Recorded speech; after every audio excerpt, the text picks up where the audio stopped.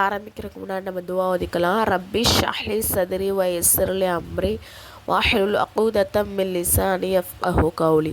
ரப்பி ஸித்னி இல்மா ரப்பி ஸித்னி இல்மா ரப்பி ஸித்னி இல்மா. இந்த பாடத்துடைய கொஸ்டின் என்ன அப்படின்னு சொன்னால், ஹஜ்ஜின் முறை கூறுக. இஹ்ராமின் போது செய்யக்கூடாத காரியங்கள்லாம் என்ன? இஹ்ராமின் தயக்கப்பட்ட ஆடை அணிந்தால் என்ன சட்டம்?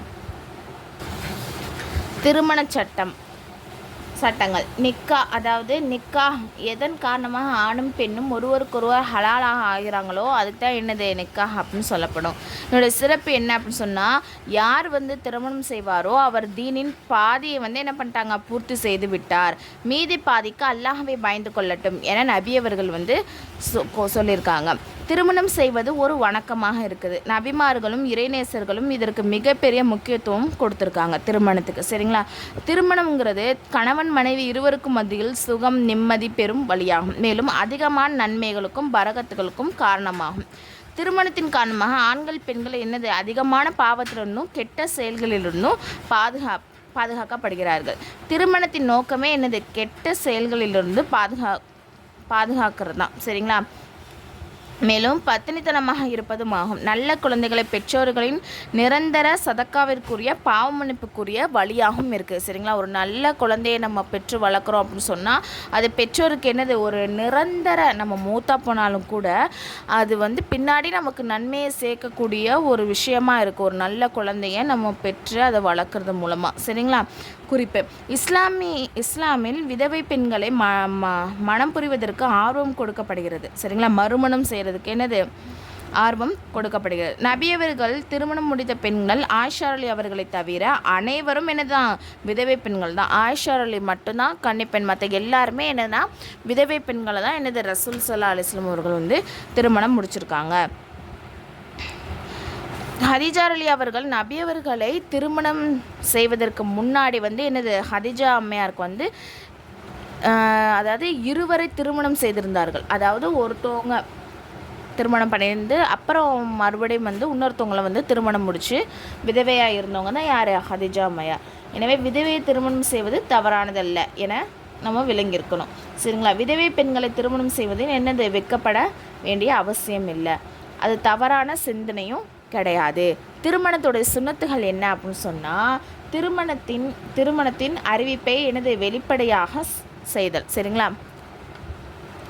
எளிமையாக செய்யணும், பள்ளிவாசலில் செய்யணும், வெள்ளிக்கிழமை செய்தல். திருமணத்துக்கு பின் காய்ந்த அல்லது உலர்ந்த பேர்த்த பழங்களை என்ன பண்ணணும்? பங்கிடணும், வந்தவங்களுக்கு கொடுக்கறது. வலிமா கொடுத்தால், திருமணத்தில் என்ன பண்ணணும்? குத்துபா ஓதுதல், மணமக்களின் பறக்கத்திற்காக துவா செய்து. இது எல்லாமே திருமணத்துடைய சுன்னத்துகள். இப்போ நம்ம திருமணத்துக்காக ஒரு ஜோடியை தேர்ந்தெடுக்கிறோம் அப்படின்னு சொன்னால் அதை அவங்கள நம்ம எப்படி தேர்ந்தெடுக்கணும் அப்படின்னு சொன்னால், மார்க்கப்பற்றுள்ளவருக்கு என்ன பண்ணணும்? முன்னுரிமை நம்ம கொடுக்கணும். திருமணத்திற்காக ஜோடியை தேர்ந்தெடுப்பதில் மார்க்கப்பற்றுள்ளவர்களை தேர்ந்தெடுக்க நிச்சயிக்க வேண்டும். மார்க்கப்பற்றுள்ள ஆணை மனைவியின் கடமைகளை புரிந்து நிறைவேற்றுவான். நம்ம சதாசம் சொல்லியிருக்காங்க, ஒரு பெண் 4 விஷயங்களுக்கு முன்வைத்து திருமணம் முடிக்கப்படுகிறாள். என்ன? 1 செல்வம், 2வது குடும்ப பாரம்பரியத்தை பார்ப்பாங்க, 3வது அழகு, 4வது மார்க்கம். நீங்கள் மார்க்கப்பற்றுள்ள பெண்ணே என்ன பண்ணுங்கள்? திருமணம் செஞ்சு கொள்ளுங்கள். அதன் மூலமாக நீங்கள் வெற்றி அடைவீங்க அப்படின்னு சொல்லிட்டு நபி ஸல்லல்லாஹு அலைஹி வஸல்லம் அவர்கள் கூறியிருக்காங்க. அதே இப்போ நபி ஸல்லல்லாஹு அலைஹி வஸல்லம் என்ன சொல்லியிருக்காங்க அப்படின்னு சொன்னால், தீன்தரியான நற்குணம் உள்ள ஒருத்தவங்க பெண் கேட்டு வர்றாங்க அப்படின்னு சொன்னால் உடனே அவங்களுக்கு திருமணம் முடிச்சு கொடுத்துடணும். நிக்காவுடைய வார்த்தைகள் என்ன அப்படின்னு சொன்னால், நிக்கா என்பது 2 வார்த்தைகளை கொண்டு ஏற்படுகிறது. ஒருவர் மற்றவரிடம் சாட்சிகள் முன்னிலையில், அதாவது 2 வார்த்தைகள் தான். ஒன்று ஒருவர் மற்றவரிடம் சாட்சிகள் முன்னிலையில் நான் என்னுடைய மகளை என்ன பண்ணுறேன், உங்களுக்கு திருமணம் செஞ்சு கொடுக்குறேன் அப்படின்னு சொல்கிறது. சரிங்களா? அதற்கு அந்த ஆண் ஏற்றுக்கொள்கிறேன். இந்த 2 வார்த்தையோடய திருமணம் முடிஞ்சிருது. ஓகேங்களா? அவ்விருவரும் கணவன் மனைவியாக ஆகிவிட்டார்கள். நிக்காவின் சாட்சிகள் என்ன அப்படின்னு சொன்னால், நிக்கா சரியாவதற்காக நிபந்தனை, நிக்கா என்பது குறைந்தது 2 ஆண்கள் அல்லது 1 ஆண் 2 பெண்கள் முன்னிலையில் என்ன பண்ணணும்? நடத்தப்பட வேண்டும். மேலும் அந்த சாட்சிகள் தங்களின் காதுகளால் இரு தரப்பினர் வார்த்தைகளையும் என்ன பண்ணணும்? கேட்க வேண்டும். இந்த சாட்சிகள் முஸ்லீமாகவும் புத்திஸ்வானம் உள்ளவராகவும் பருவமழை அடைந்தவராகவும் இருப்பது அவசியமாகும். சாட்சிகள் இல்லாமல் நிக்கா கூடாது. அதாவது சாட்சி சாட்சிகள் வந்து எப்படி இருக்குன்னா 2 ஆண் இருக்கணும். அப்படி இல்லை அப்படின்னு சொன்னால் 1 ஆண் 2 பெண்கள் இருக்கணும். சரிங்களா? மெயினாக அந்த சாட்சிகள் வந்து என்ன பண்ணணும், இவங்க சொல்லக்கூடிய அந்த 2 வார்த்தைகளையும் காதால் தெளிவாக கேட்டிருக்கணும்.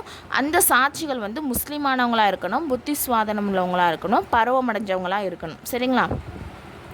சாட்சி இல்லாமல் திருமணம் நிறைவேறாது. பதிவு திருமணத்தின் நடைமுறை ஆணும் பெண்ணும் பதிவாளரிடம் சென்று பதிவு புத்தகத்தில் கையொப்பமிடுகின்றனர். இதற்கு தான் எனது பதிவு திருமணம் நிறைவேறுவதற்கான நிக்காவுடைய வார்த்தைகளை நாவினால் கூறுவது அவசியமில்லாததாகவும் கருதப்படுகிறது. இவ்வாறு பதிவு திருமணத்தின் போது நிக்காவின் வார்த்தைகளை கூறவில்லையானாலும் சாட்சிகள் இல்லையானாலும் நிக்கா கூடாது. மறுபடியும் மார்க்க முறைப்படி நிக்கா செய்வது அவசியமாகும். இப்போ பதிவு திருமணத்தின் மூலமாக அந்த நிக்காவுடைய சொல்லக்கூடிய அந்த 2 வார்த்தைகளும் என்னது அங்கே யூஸ் பண்ண முடியாத அளவுக்கு ஆகுது இல்லையா? அப்போ அது வந்து என்னது நிக்காவாக கருதப்படாது. ஓகேங்களா? திரும்பவும் என்ன பண்ணால் மார்க்க முறைப்படி அவங்க நிக்கா செய்கிறது அவசியமாக இருக்குது. இந்த பாடத்துடைய கொஸ்டின் என்னென்னா, நிக்காவின் சிறப்பை கூறுக, நிக்காவின் சுன்னத்தை கூறுக, நிக்காவின் சாட்சிகளின் சட்டங்களை கூறுக, அரசாங்க பதிவு திருமணத்தின் சட்டத்தை கூறுக. ட்ரீம் முஅல்லமா கோர்ஸ் இதில் வந்து ஜாயின் பண்ணுற விருப்பம் உள்ள ஒன்லி லேடிஸ் மட்டும் கீழே வந்து டெலகிராம் லிங்க் வந்து கொடுத்துருக்கேன்.